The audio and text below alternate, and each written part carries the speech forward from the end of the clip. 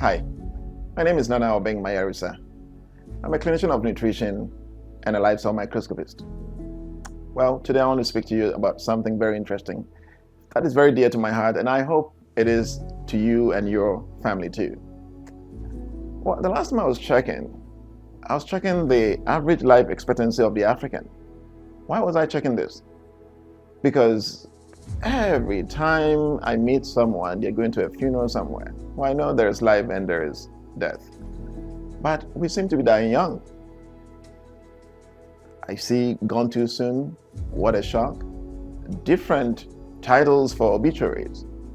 And I wonder what's going on. People die in their 30s, in their 40s. Not many Africans age well to be in the 100s, 80 or 90. In fact, I was recently in one of the countries in Southern Africa, and I was surprised to see that over about 80% of the people, the population that we saw were all the youth. And I was asking myself, where are the adults? Where are they? And they told me, well, HIV/AIDS have taken most of their parents, but now people don't age to be in their 70s.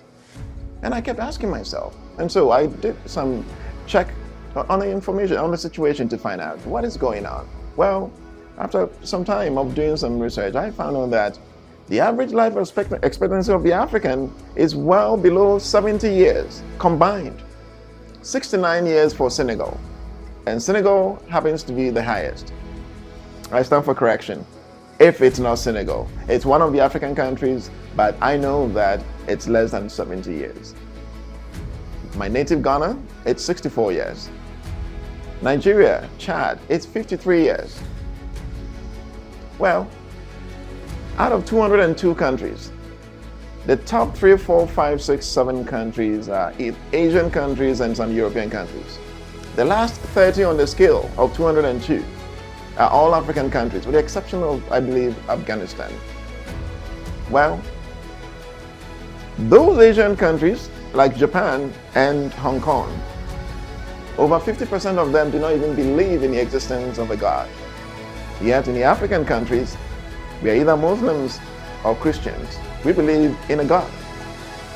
A question becomes, why would a non-believer age well to be in the 100? Because the average life expectancy of the European and the Asian is about 85. That means that most of them will live to be 100. In fact, there's a country, again in Europe, that has just so many folks who are well over 100, and it's about 80% of the population.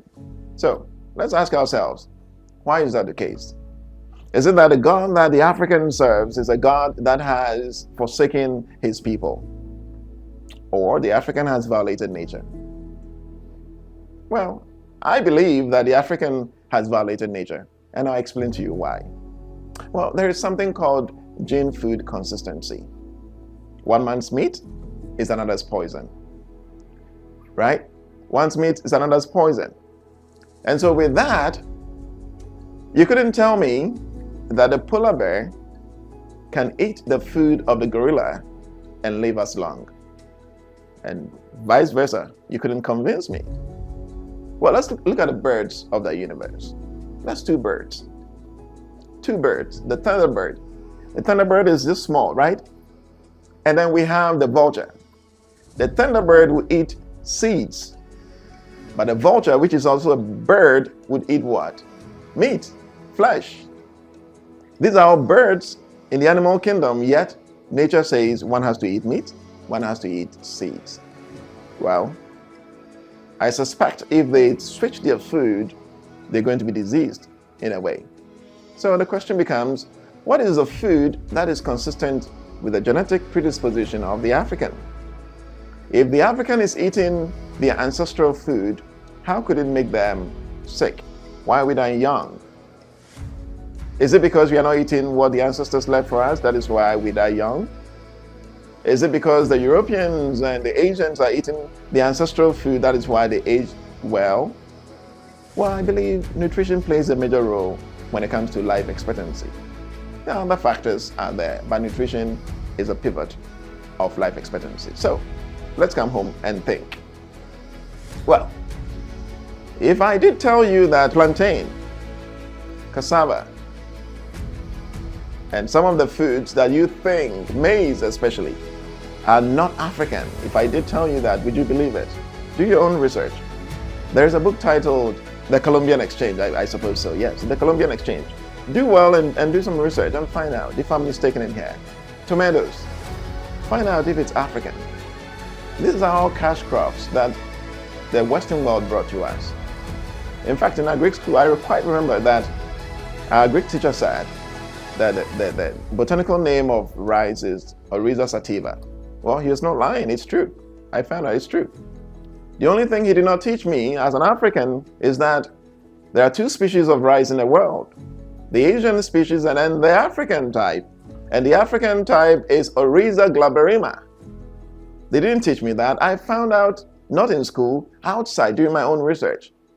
So how could it be that there is that Oryza glaberrima, the red rice? There is fonio, which is our ancestral food. How could we have these foods and yet no one have talked about them, and we are ingesting foods that are causing harm to us, and no one is talking about these?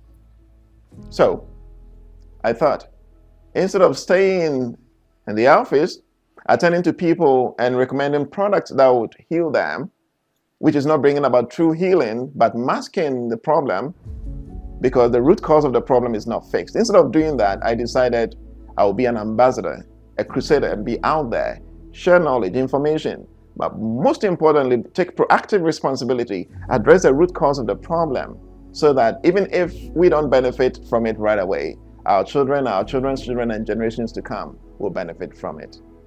And so I entered into agriculture.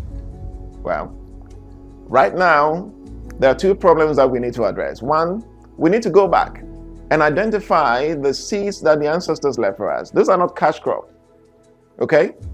We need to go back to our villages, to our grandmothers who are there right now, grandfathers, and ask them, what are the indigenous seeds of our land? Identify those, create seed banks, and begin to introduce them. I'm not here to cause problems because genetically modified seeds and hybridized seeds are barren seeds. GMO seeds and other seeds are barren.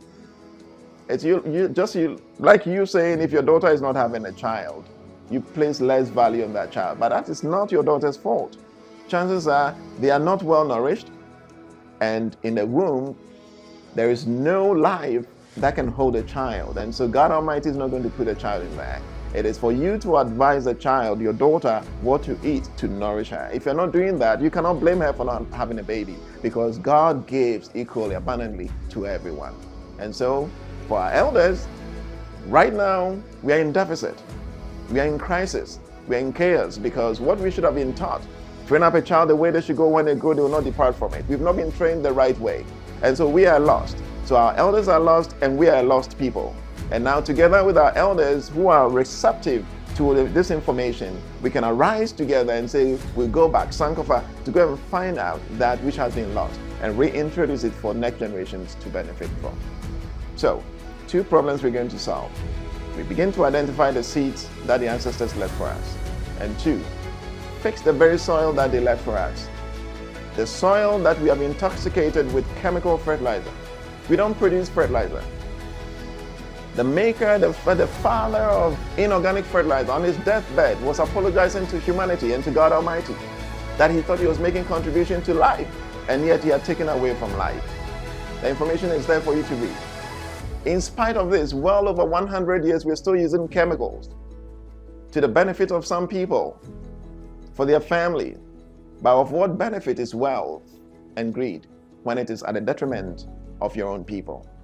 And so, I would hope you join me together on this mission and say, like in the book of Job, this far, not an inch further. This far, not an inch further into us having diabetes and high blood pressure and all these crazy diseases. We can put a stop to it. This far, not an inch further into our mothers having anemia, having fibroids. Our daughters having menstrual cramps and pains, failing to realize that what they're ingesting is not complementary to them, and they have very toxic blood. This far, not an inch further, into our sons not having the strong sperm that would produce children that are healthy. This far, not an inch further into given birth to children that have Down syndrome, autism, ADHD, ADD. Where did this come from? How could our children have cancer? Innocent children have cancer. Haven't you thought about this? The doctors out there are not trained in nutritional health to be able to deal with that problem. Emergency medicine, absolutely, but they're overwhelmed with problems. So how about the society? We come together and said something must change. Well, that is why I'm here. And so I decided to step out of the office and get on the field, because that is where the solution is. And so I started a company called Acres Agriculture and introduced two phenomenal products that I hope you'll be on the same page with me, and let's take it to the universe.